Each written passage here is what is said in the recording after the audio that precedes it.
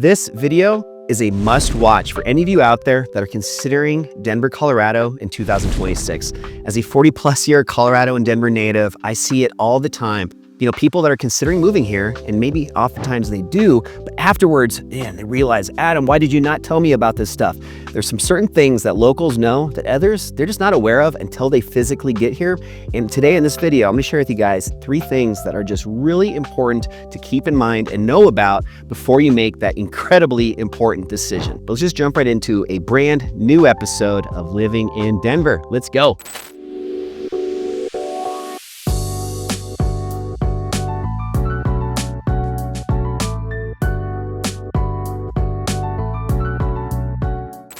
All right, so before we jump in, all that info down below, feel free to reach out. My name is Adam Lang. I'm a licensed realtor in Colorado, but more importantly, Colorado and Denver native, and I love just connecting with viewers like yourselves, helping you guys make that decision on whether or not this is the right spot for you. So feel free to reach out. But the first thing I want to share with you about why Denver is incredible, but why a lot of people don't even realize this until it's too late, is Denver isn't just Denver. There's all these other smaller, what I like to call micro neighborhoods all around the Denver metro area.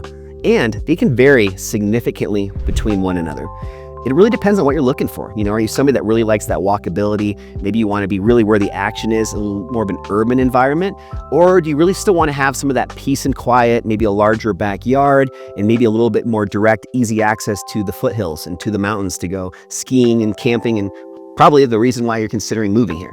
So there's a lot of different parts of Denver, and that's something that a lot of people don't realize. They just consider, yeah, I'm gonna move to Denver, and they get out here and they just start looking at some of these big name places.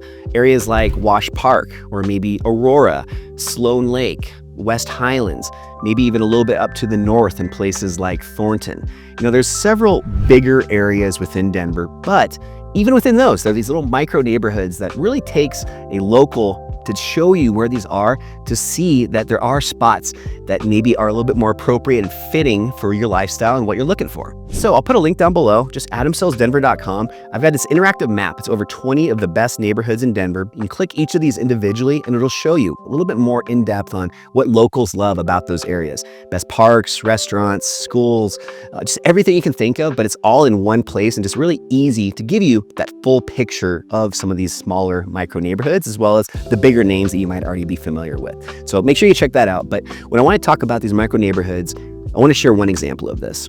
So I have some clients that I recently helped purchase a house, and they were really looking for walkability. And when I say walkability, this can mean different things. It could mean that you want to be able to walk out your front door and within a half a block have a neighborhood restaurant and bar and maybe a coffee house, all that kind of stuff. That's one example of walkability. Or it could be that you want to have parks within, a 15-minute walk of your house where you can take your dog out after work and not have to get in your car and be able just to walk to some of these great open spaces. So there's different things like that going on. And really what it takes is just learning a little bit more about the individual's goals and what they really, aspire to have in their living situation. And then they can kind of help steer where these micro neighborhoods are. So this client that I had, she was really looking for walkability, and she wanted to have, a great coffee shop, a few restaurants and bars nearby, and just this community, because she had just moved out of state to Denver and, still meeting new people and just really wanted to have this community feel. Well, we started talking about different areas, and we started looking at, spots like Sloan Lake and Highlands, and we were just feeling like some of those areas just weren't quite fitting what she was looking for. So then I shared with her an awesome neighborhood that's one of these micro neighborhoods, which is known as Tennyson. Tennyson is actually also one of my favorite spots. I think it is super cool because it doesn't just have 1 or 2 things to walk to. It literally has like almost a mile-long stretch of just tons of different things you can take advantage of.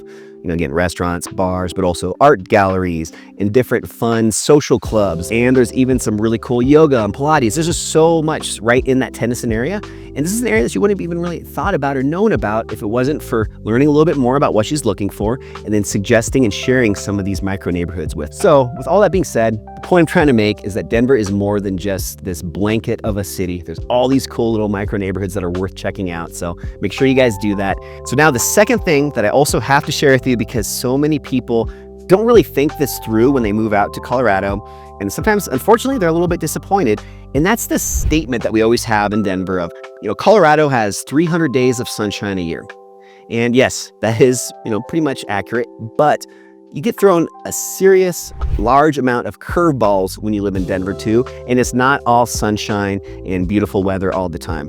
In fact, I'm talking right now to you as it's middle of December, and the last week we were hitting 65 to 70 degrees, which is almost 30 degrees higher of the daily average temperature than what we're used to this time of year. And we actually had something that has almost never happened before. We had over 100-mile-an-hour winds in a lot of the different areas on the north and northwestern side of Denver, areas like Boulder, and even further north in areas like Fort Collins. So we had some crazy weather in December, when normally we're used to having it being snowing and getting ready to go skiing on winter break. It's just such a different place year after year. You know, it's always a curveball thrown at you. And that's something a lot of people don't think about. And I want to turn this though now into a positive, because I personally love that. I think that's a way that you can really have your life always stay interesting, is when you have all these different seasons. Not everywhere in the country has seasons like we do in Denver. And to take that a step further, we have 4 very unique, very special seasons that all have their unique, cool things about them. You know, some are a little bit more popular than others for certain people. If you're not big into the winter skiing and the winter months, that time of year, you know, the December through February, maybe that's the time of year you're looking to get out of town and go on vacation, or, you know, maybe try and get through that 3 months as quick as possible. But the good news is, if you're not a winter person and that's how you're kind of feeling this time of year, well, good news is in a couple months, it's going to be springtime. You're going to have all these new activities you can start doing. It's going to start getting, you know, pretty outside and green, and the flowers are going to start to bloom. You just have all these new things to look forward to. Maybe you're more of a summertime person. Well, in the springtime, it goes by quick because you're already planning out what you're going to take on in the summer months. Maybe planning out some new backpacking adventures, or finding some new lakes in the mountains to go paddleboarding. There's just so much to do here, and there's so many different things to keep life interesting because of those seasons. So people, you know, a lot of times they move out here and they're just always focused on it being either, you know, winter or summer. You know, they're thinking Colorado, skiing, or they're thinking, you know, mountains, hiking, mountain biking, that kind of stuff. They don't think as much about the spring and fall, which in my opinion are just as good, if not even better. In fact, my favorite season is always fall. It's great because, especially in the mountains, there's not nearly as much tourism, so it slows down significantly, which just makes it feel a lot more private and almost like the mountains are, you get them to yourselves. So the fall months are always my favorite, especially we have a cabin up in Grand Lake, which is about a 2-hour drive from Denver. And it's just such a special time to be up there because of the fall leaf colors, as well as just the perfect temperatures. We're talking, you know, mid to upper 60s, low 70s, just perfect days out on the lake. So maybe you guys are in the same boat as me. If you are, reach out. I would love to maybe connect with you guys this fall and maybe show you a few of my favorite hikes in that part of the state. But I just want to talk one last thing about the seasons and why this is something that really catches people off guard. And this one is actually going to be about winter. So if you guys are at a point where you're considering buying a home, one local tip that you cannot overlook. So pay attention. If you guys have this on in the background right now, listen up. This is a serious, important local tip that you're going to thank me for later. When buying a house, or even renting a house for that matter, if you're going to have a home that has a attached garage, or really, even if not a garage, even just a sidewalk, you always want to make sure that it's facing to the south. A lot of people out here in Colorado, especially locals, we always joke about when we're looking at homes, well, does it have a north-facing or a south-facing driveway? If it's a north-facing driveway, you're going to have a ton of shade in the winter months where the sun sets really early and you have very limited sun exposure, and that's going to lead to a nightmare for home maintenance when it comes to your driveway or your sidewalks, with shoveling, building up ice, having to chip it, having to just deal with something that should be very simple. Removing snow turns into the biggest headache ever. You know, I had a home up in Carbondale, which is close to Aspen, if you're familiar with that part of the state. And I had a north-facing driveway, and there was a few different times where it literally took me over a month to clear my driveway. It had just all of the snow that was hard to get off the driveway. If it was a time of year in the spring where that snow would then fall on the driveway, and then over the course of the day melt a bit because it was warm, and then at night it would freeze again, you would get this standing water underneath the snow on your driveway that would just turn to complete ice, and literally you'd have to be out there with just a hammer, a pickaxe, just all kinds of dangerous, very sharp tools just to get that ice broken up and get your driveway cleared. And it was the biggest pain in the butt ever, and I'm never gonna have a north-facing driveway again because of that. So Personal experience, just listen to me on this one. South-facing driveways are a lifesaver. A lot of times in these master plan communities, these areas where there's a ton of homes just in rows, like Highlands Ranch would be a great example of this. You'll have some of the streets that are going basically east-west. So you'll have homes on the north and south when you're driving down the streets. And you'll just look and you'll see all the homes that have south-facing driveways, clean as a whistle, dry as a bone. If you look on the other side of the street and there's ice, there's just all kinds of stuff going on. There's a bunch of salt on their driveways trying to get it to melt. Just a huge pain in the butt, like I said. So you'll thank me later, south-facing driveways.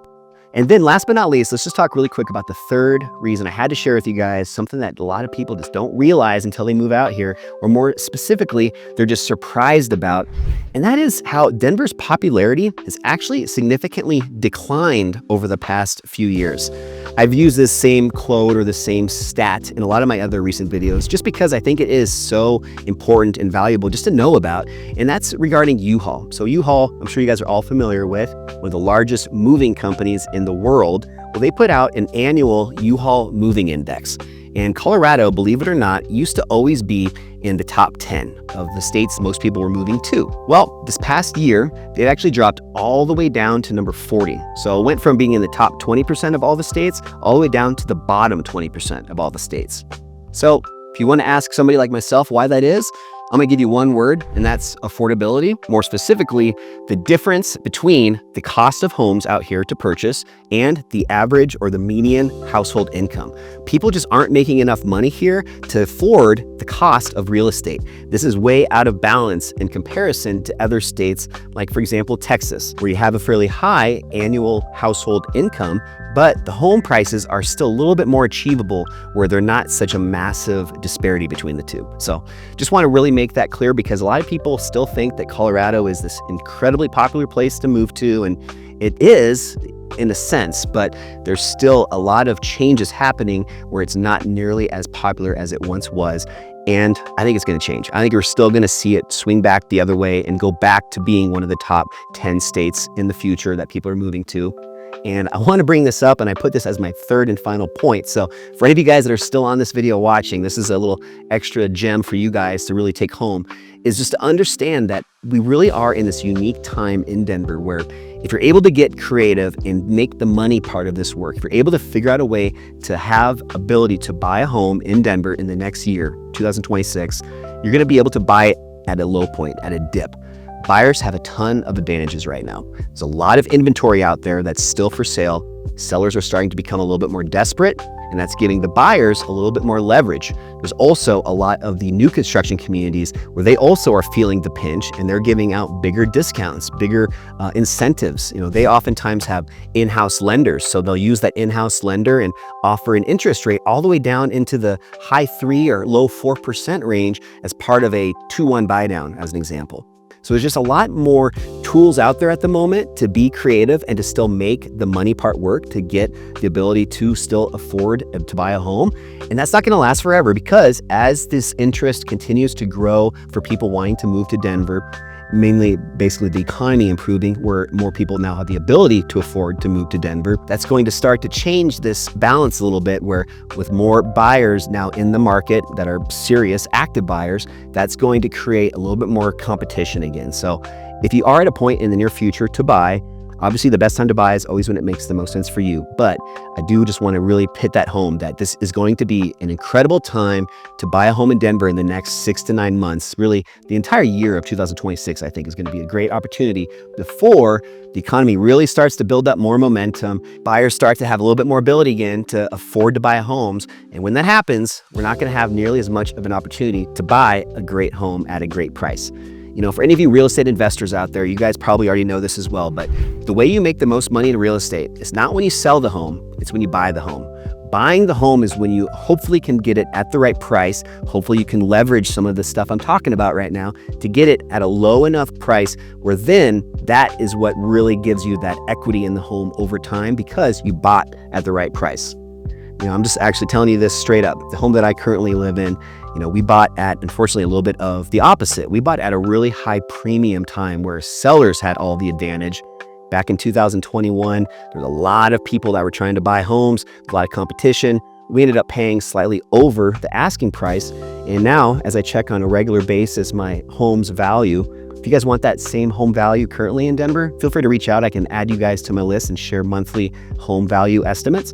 But with mine, unfortunately, it's been very flat and in some cases even declined. In other words, the price of my home or the value of my home has actually gone down a little bit over the last year. So that's going to change. And when that does, it's going to be a great opportunity for you guys as buyers to get in before that happens. So long-winded way of just telling you guys that if the timing works and it makes sense for you, this could be a great opportunity. So if you need somebody to help walk you through some of this in more depth, reach out. Put all the info again down below. All right, well, with all that being said, let's close this one out. I know I went through a lot of stuff pretty quick on this one, but just trying to really give you guys the most value as I can in the shortest amount of time. But if you have questions about anything that I've talked through today, feel free to reach out. I'm available 24/7. I love connecting with viewers like you guys, and hope you have a great rest of your day. Hope you have a great rest of your week, and I'll see you guys on a brand new episode of Living in Denver this time next week. I'll see you then. Bye.